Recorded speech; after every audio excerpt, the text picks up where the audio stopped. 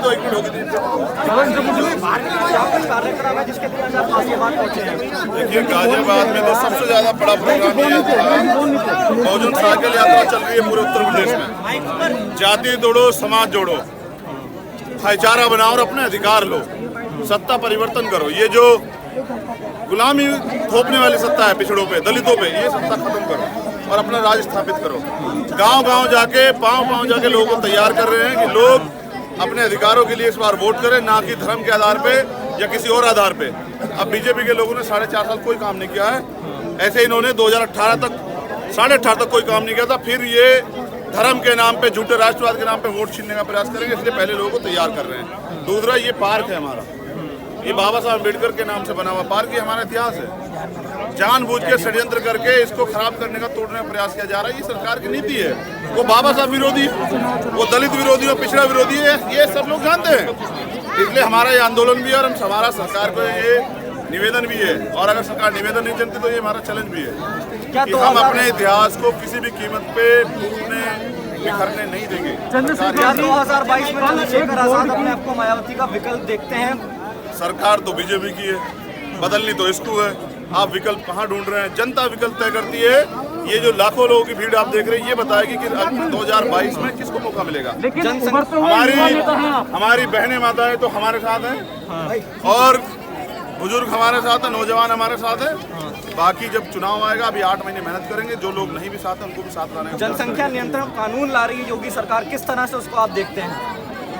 अभी मुसलमान जो है ना, इस प्रदेश और इस देश में बीजेपी के लिए सोने का अंडा देने वाली मुर्गी, ठीक है। जब चुनाव आता है तो उसके ऊपर कुछ ना कुछ आ जाता है, एक माहौल बनाया जाता है जिससे कि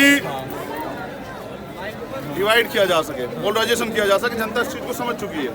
मैं आपको पूरी ईमानदारी से और आंकड़ों के आधार पर बता, 70% पिछड़े और दलित इस कानून से प्रभावित होंगे।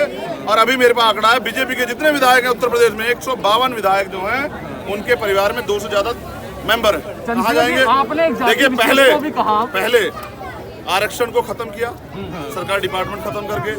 जो बचा कुचा था उसमें घोटाले किए, जैसे 69 शिक्षकों की भर्ती में। अब जो बचा कुचा है उसको ये कानून बना के असली जो टारगेट है ना, वो है पिछड़े और दलित, और नाम है मुसलमानों का। सरकार हम समझ चुके हैं, ऐसा इलाज करेंगे सरकार का। इसका नाम दिया और कहा कि उनको टारगेट करना चाहिए, जबकि सबसे पहली जो तवज्जो रहती है सरकार की उसी जाति विशेष को लेकर रहती है।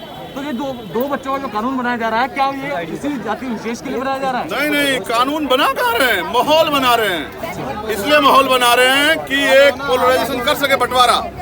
इसीलिए हम गांव-गांव जा कह रहे हैं कि बताओ पिछड़े वर्ग के लोगों, दलित समाज के लोगों, बताओ तुम्हारी आबादी इस देश में 60% ज्यादा है, तुम्हें क्या मिल रहा है? देश में रोजगार नहीं मिल रहा है, महंगाई कम नहीं हो रही है, जमीन तुम्हें नहीं मिल रही है, किसान परेशान है, सड़कों पर बैठे हुए हैं, मजदूर परेशान है। और मजाक देखिए, प्रधानमंत्री 1,000 रुपए दे रहे हैं, 850 का सिलेंडर है, 1 महीने के 1,000 रुपए परिवार। क्या मजाक कर रहे हैं गरीबों? 22 तारीख को संसद पर प्रदर्शन करेंगे किसान, क्या एएसपी समर्थन करेगी? देखिए, किसान आंदोलन में, सारे आंदोलन में समर्थन है, क्योंकि किसान का और हमारा रोटी का रिश्ता है। हम सारे किसान आंदोलन में साथ हैं, क्योंकि किसान नहीं बर्बाद होगा, देश बर्बाद हो जाएगा। हम किसान की सुरक्षा करेंगे। पिछड़े वर्ग की बात करूं, दलित वर्ग की अगर बात करूं, अब तक सबसे बड़ा चेहरा मायावती जी रही थी, लेकिन युवाओं के लिए आज की डेट में बड़ा चेहरा नहीं, हम चेहरे नहीं है, आजाद है। इसको लेकर क्या आगामी चुनाव होने वाले हैं? हम बिल्कुल खंडन कर देते हैं।